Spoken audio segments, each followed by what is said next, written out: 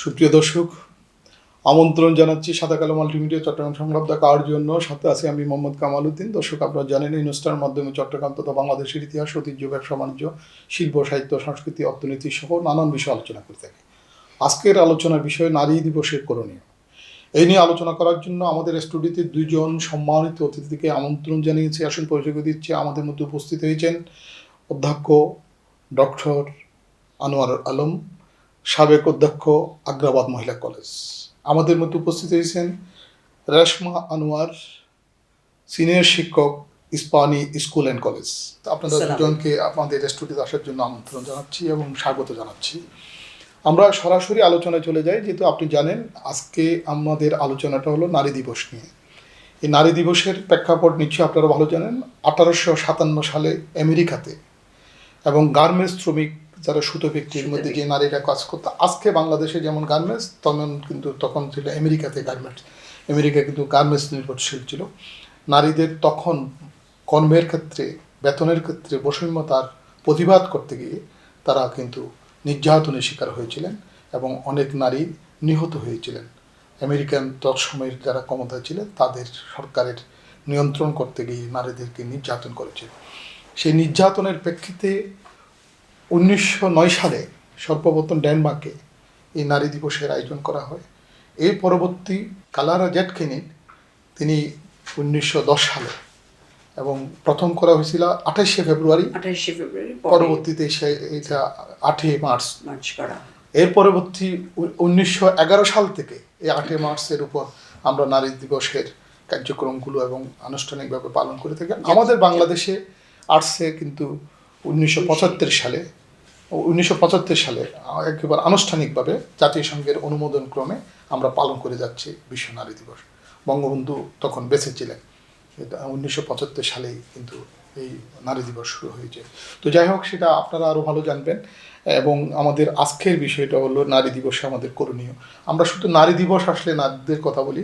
আপনি আরেকটি কথা জানেন নিশ্চয়, আমাদের এই যে এই বিশিষ্ট লেখক হুমায়ুন আজাদের দ্বিতীয় লিঙ্গ বইয়ের মধ্যে একটি শব্দ উল্লেখ করেছিলেন, ইহুদিরা সকালবেলা মেয়েরা প্রার্থনা করে তাকে ঈশ্বরের ইচ্ছামতো তাকে সৃষ্টি করেছে, আর পুরুষেরা প্রার্থনা করে তাকে পুরুষ হিসেবে সৃষ্টি করেছে। নারীরা বলছে যে ঈশ্বরের ইচ্ছা মতো তাকে মানুষ হিসেবে সৃষ্টি করেছে, তারা প্রার্থনা করে। তার মানে আমরা কতটুকু নারী এবং পুরুষের মধ্যে, শুধু আমাদের দেশে না, মানে কতটুকু জন্মর ক্ষেত্রে আমরা কতটুকু অহংকার করে কথা বলি। তো যাই হোক, আজকের নারী দিবসে আমি বেশি আনোয়ার আফার কাছে যাই। আমাদের যে নারী দিবসে আমাদের করণীয়টা কি? আমরা এই নারী দিবসকে সামনে রেখে শুধু আমরা কথা বলি, নারী দিবস চলে যাওয়ার পর আমরা কিন্তু নারীদের নির্যাতনের কথা কিন্তু আমরা ভুলে যাই। আমরা প্রতিনিয়ত নারীরা কোনো না কোনোভাবে নির্যাতিত হচ্ছি, লাঞ্ছিত হচ্ছি, বঞ্চিত হচ্ছি।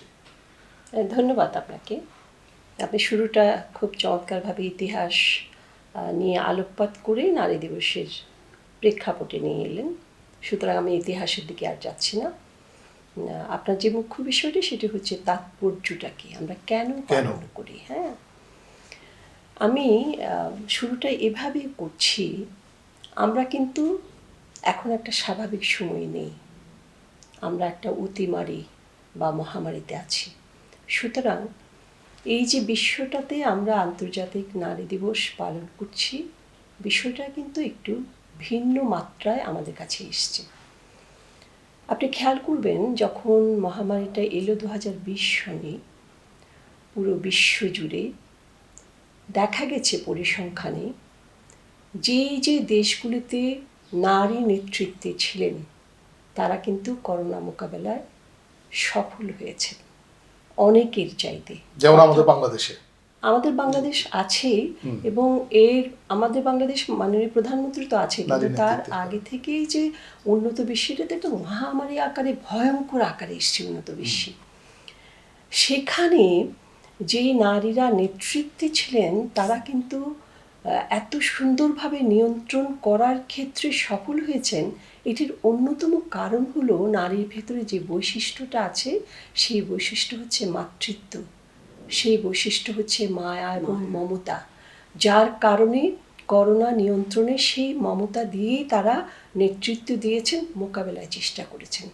আপনি মাননীয় প্রধানমন্ত্রী শেখ হাসিনার দিকে তাকায়, তিনি কি চমৎকারভাবে প্রথমে আমাদের ব্যবসা বাণিজ্য শিক্ষাক্ষেত্র সার্বিক ক্ষেত্রে এত কৌশলী, এত মানবিক দৃষ্টিকোণ থেকে এই করোনাকে সামাল দেওয়ার জন্য তিনি আপ্রাণ চেষ্টা করেছেন, সেটা আমরা প্রথম থেকে দেখেছি।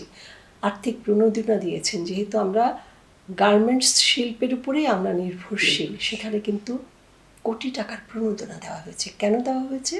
যাতে অর্থনীতিটাকে আমরা সামাল দিতে পারি। 2021 সনে এসে যে পরিসংখ্যান বলছে উন্নত বিশ্ব অনেকে যা পারেনি, আমরা কিন্তু পেরেছি। আমাদের অর্থনীতি কিন্তু অতটা ভঙ্গুর অবস্থায় যায়নি এই মহামারীতে। কেন যায়নি? কারণ আমাদের নেতৃত্বে ছিলেন একজন মাতৃতুল্য মাননীয় প্রধানমন্ত্রী শেখ হাসিনা। এখন আরেকটি বিষয়, যে কথাটি আপনি বলেছেন, সেটা আমাদের পীড়িত করে, আমাদের বেদনার ভেতরে বলতে হয়, ক্ষোভের ভেতরে বলতে হয়।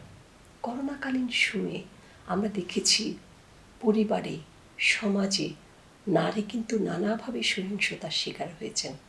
করোনাকালে তারা বলা যায় এত বেশি শারীরিকভাবে নিপীড়নের শিকার হয়েছেন, বলা যায় যে গ্রামে গঞ্জে বা পাহাড়ি এলাকায়, সেই জায়গাটায় আবার পারিবারিকভাবে উচ্চবিত্ত থেকে শুরু করে নিম্নবিত্ত পর্যন্ত সেখানকার নারীরা কিন্তু পারিবারিক সহিংসতার শিকার হয়েছে।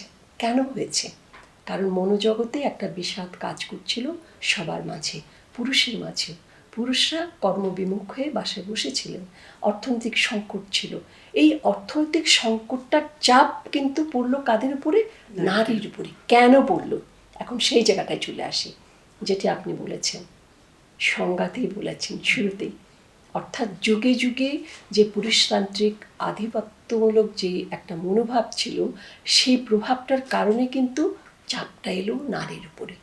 এবং আপনি খেয়াল করবেন, যে কোনো যুদ্ধে, যে কোনো প্রাকৃতিক দুর্যোগে প্রথমে কিন্তু নারীরা সামাল দেয়, আবার সেই দুর্যোগগুলো প্রথমে এসে চাপ সৃষ্টি করে কার উপরে? আমাদের নারীদের উপরে। সুতরাং এই নারীর প্রতি যে সহিংস আচরণগুলি হয়েছে, সেটি আমাদের জন্য খুব বেদনার। এবং এই নারী দিবস নিয়েও কথা আসে। আমি এখানে একটা বলি, নারী দিবস পালন এবং নারী দিবস উদযাপন দুটি ভিন্ন অঙ্গ। কারণ আমরা নারী দিবস উদযাপন এই শব্দটি ব্যবহার করে এটিকে কিন্তু আবার পণ্যের দিকে নিয়ে এসেছি। যেমনটি আমরা নারীকে সবসময় পণ্য ভাবি, মানুষ ভাবি না। আপনি গণমাধ্যমে দেখুন, আপনি বিভিন্ন ক্ষেত্রে দেখুন, সেই জায়গাটা কিন্তু নারী মানুষ হিসেবে তার প্রতিচ্ছবিটা যেভাবে উদ্ভাসিত হওয়া উচিত, সেভাবে কিন্তু হয় না। সুতরাং আমরা নারী দিবসটা কেন পালন করি? আমরা মনে করি একটা সময়ে 1857 সালে সেই সূচ কারখানার মেয়েরা পথে নেমেছিল তাদের অধিকারের জন্য। একজন মহিষী নারী, জার্মান নেত্রী ক্লারা জেটকিন, তার ধারাবাহিক নেতৃত্বের কারণে আমরা এই দিবসটাকে স্মরণ করি। কাদেরকে স্মরণ করি? তাদের আত্মত্যাগের কথা স্মরণ করি, এবং একই সাথে স্মরণ করি যে আমরা কি করতে পারি, কোন সুনির্দিষ্ট পরিকল্পনায় যেতে পারি, কিভাবে আমাদের জীবনটাকে উদ্ভাসিত করতে পারি। ধন্যবাদ, আপনি খুব সুন্দর আলোচনা করেছেন। রেশমা আফার কাছে যাচ্ছি আমি। আচ্ছা আফা, যে আমাদের দেশে কিন্তু আমি একটু আইনের দিকে যাই, এবং আপনারা দুজনেই শিক্ষাবিদ, যে অধিকাংশ শিক্ষা প্রতিষ্ঠানেই যা ঘটে গেছে মানে ঘটতেছে, এবং নারী নির্যাতন এবং বিশেষ করে ধর্ষণের ব্যাপারে যে সর্বোচ্চ শাস্তি মৃত্যুদণ্ড করা হয়েছে, আমাদের আইন করা হয়েছে। কিন্তু আমরা এই যে নির্যাতনের চিত্রটা কিন্তু পরিবর্তন দেখি নাই, এবং ধর্ষণের মাত্রা কিন্তু কোনো অংশে কমে নেই, চলমান রয়েছে। তাহলে আমাদের আইন থাকার পরও, সর্বোচ্চ মৃত্যুদণ্ডের আইন থাকার পরও আমরা এই কার্যক্রম থেকে পিছনে আসতে পারছি না কেন, এবং দমন হচ্ছে না কেন?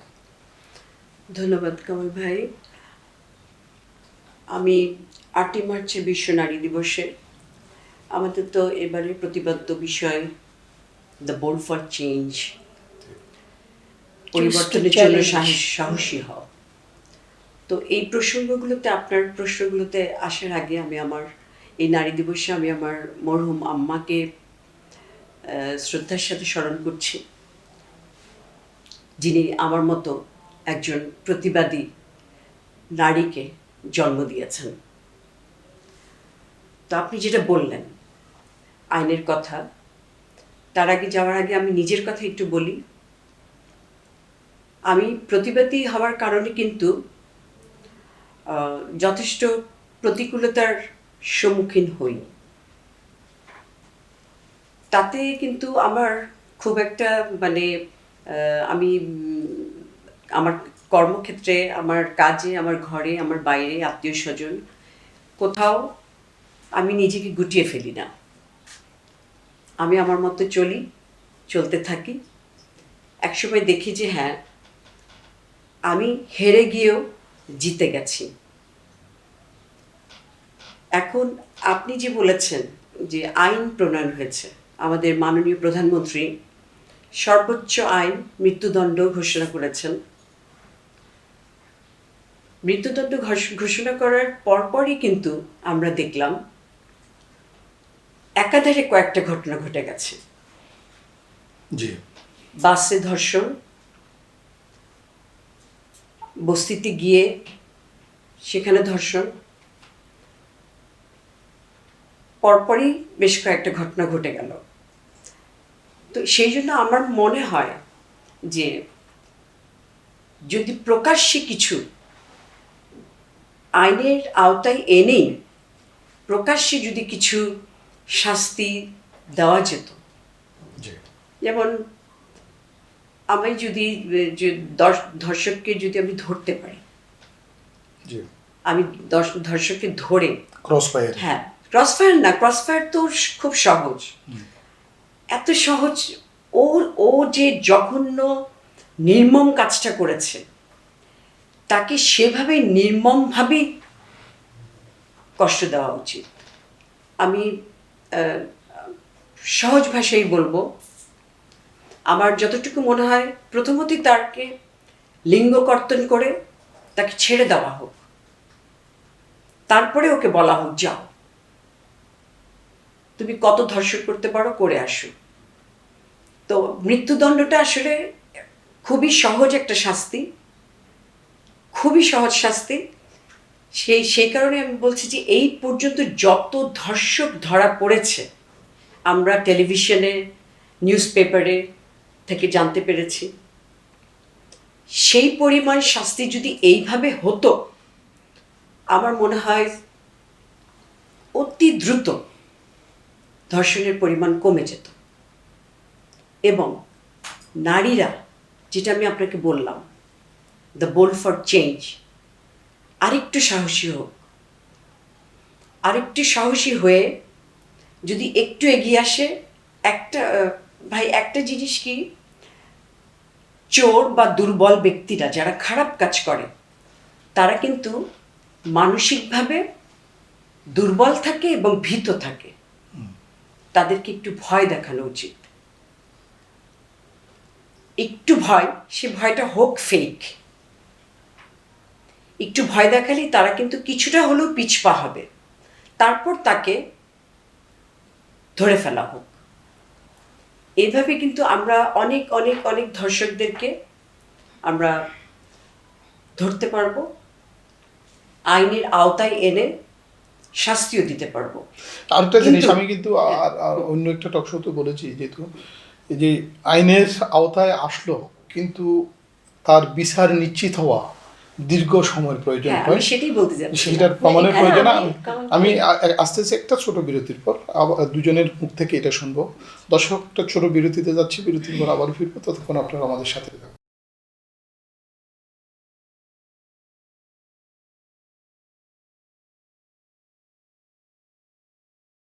দর্শক, বিরতির পর ফিরে আসলাম, সাথে থাকার জন্য ধন্যবাদ। বলেন যে আমি যুক্ত করি জি। রেশমার সাথে, সেটি হলো কি, আমরা কোনো সমস্যা সৃষ্টি হলে আমাদের কিন্তু পেছনে দেখতে হবে কেন সমস্যা সৃষ্টি হচ্ছে। এটি কিন্তু একেবারে যুক্তিসম্পন্ন কথা। কেন ধর্ষণটা হচ্ছে, কেন শারীরিক নিপীড়ন নারীর উপর আসছে, আপনি কারণ না দেখে সমাধানে আপনি যেতে পারবেন না। কারণগুলি আমাকে চিহ্নিত করতে হবে, কী কারণ, কেন এই নারীর প্রতি এই সহিংস আচরণ হচ্ছে। আপনি খেয়াল করে দেখুন কারা করছে।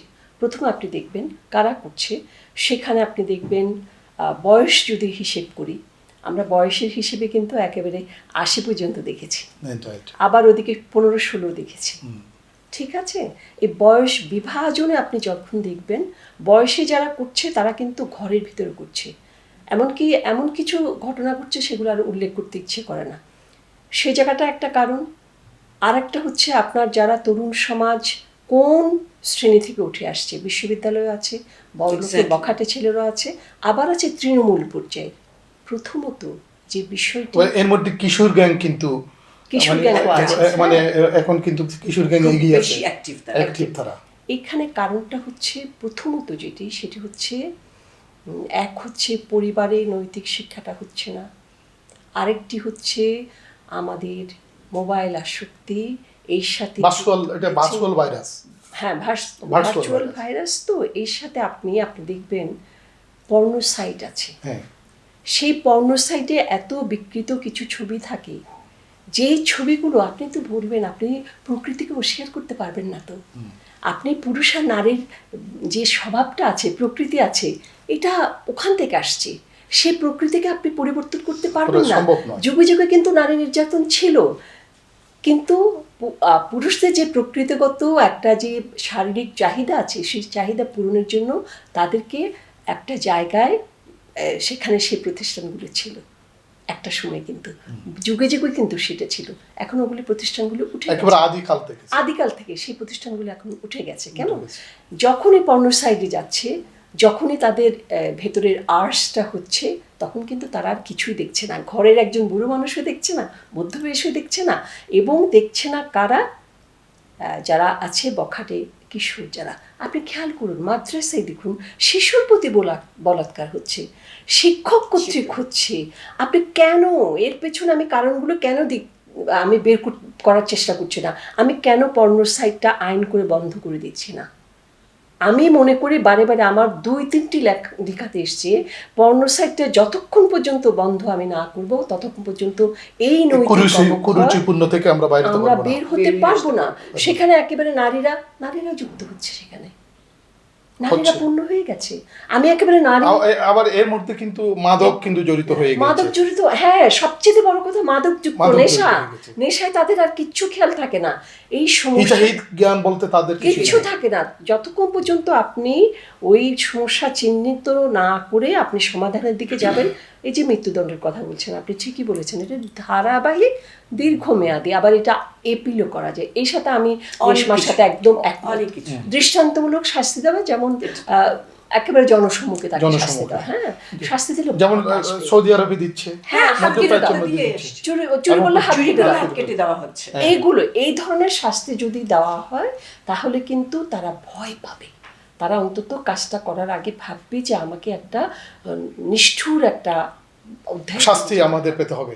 আচ্ছা রেশমা, আমরা যে 1857 সালে যে বৈষম্যের কারণে নারীরা প্রতিবাদ করে রাস্তায় এসেছে, আমরা কি এখনো কি নারীরা এই বৈষম্য কর্ম থেকে রক্ষা পেয়েছি বা হচ্ছে দীর্ঘ 200 বছর পরেও?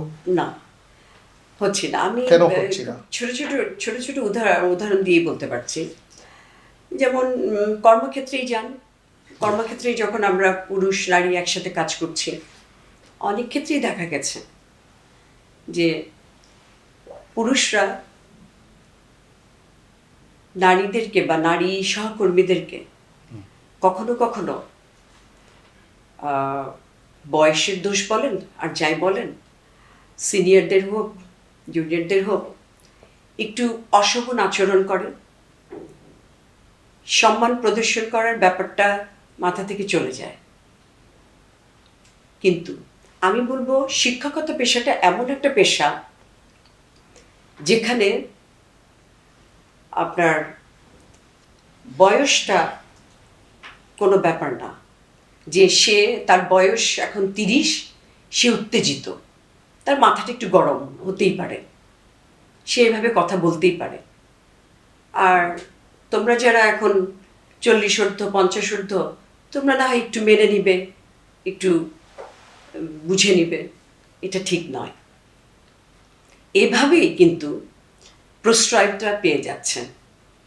প্রশ্রয় পাওয়ার কারণে এই নারীদের প্রতি অসম্মানটা বেড়ে যাচ্ছে।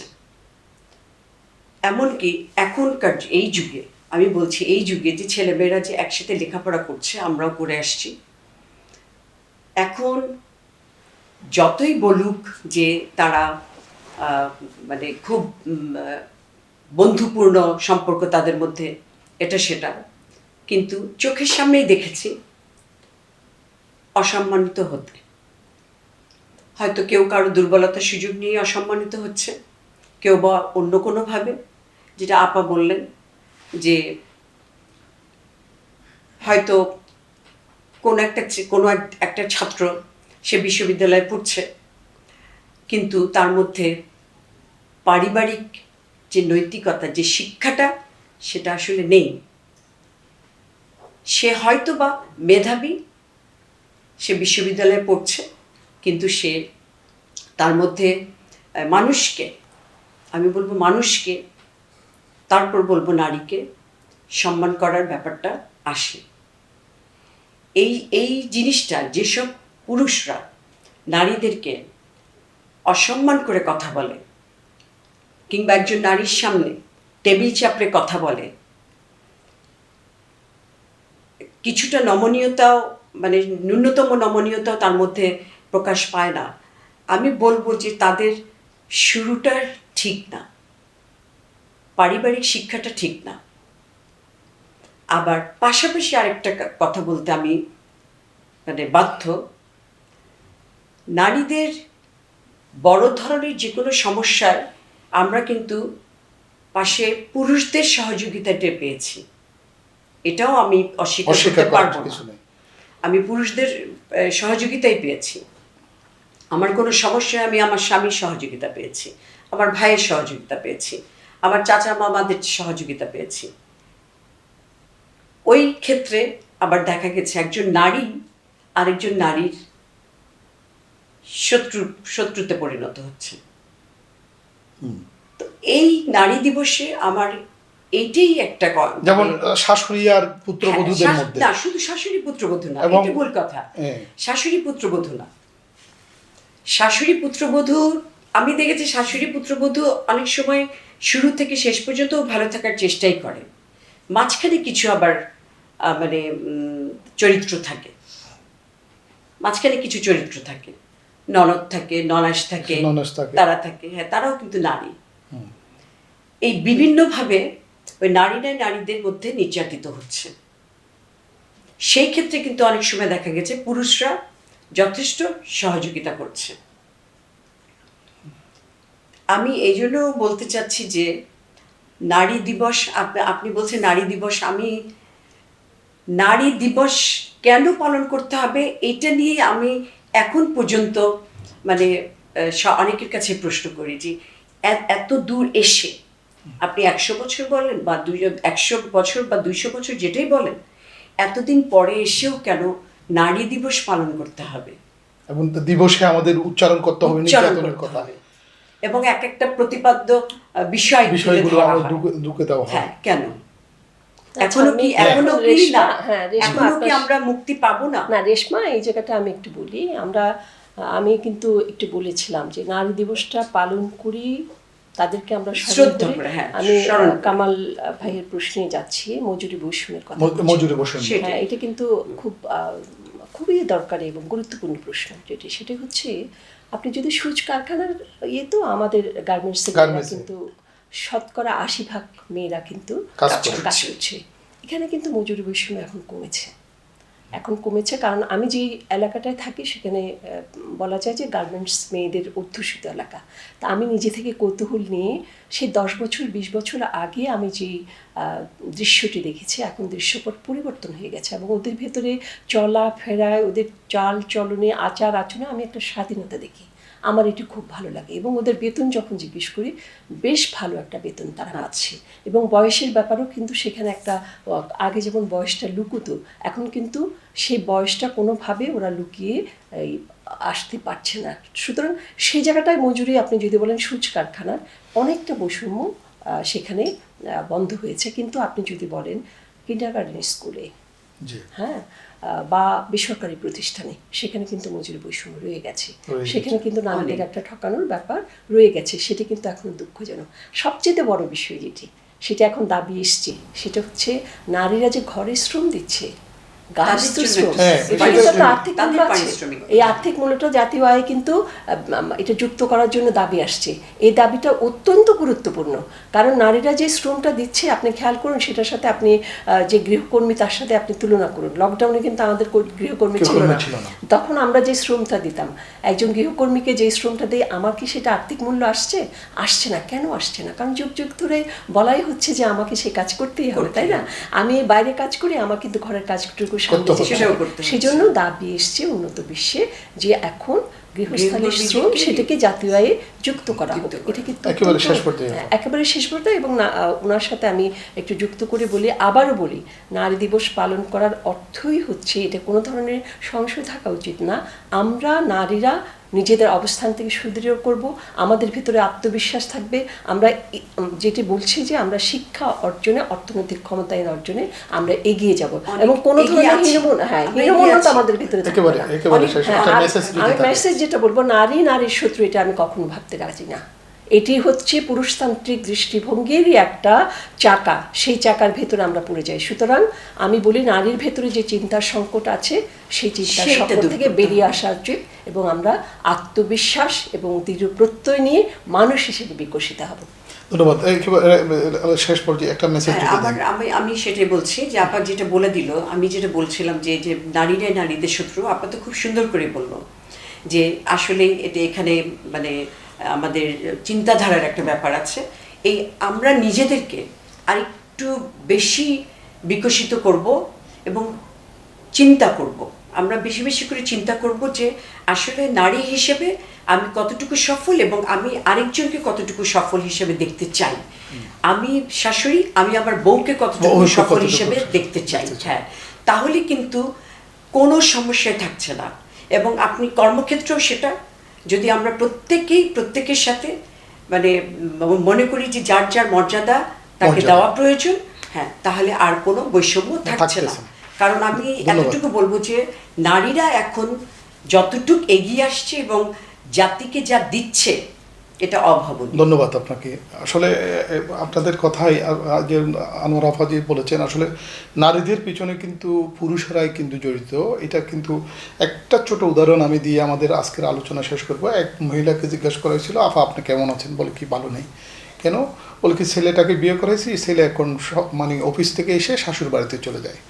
তারপর বলে কি না, আবার ওইদিকে এখন মেয়েটা কিন্তু খুব ভালো জায়গায় দিয়েছি। কীরকম?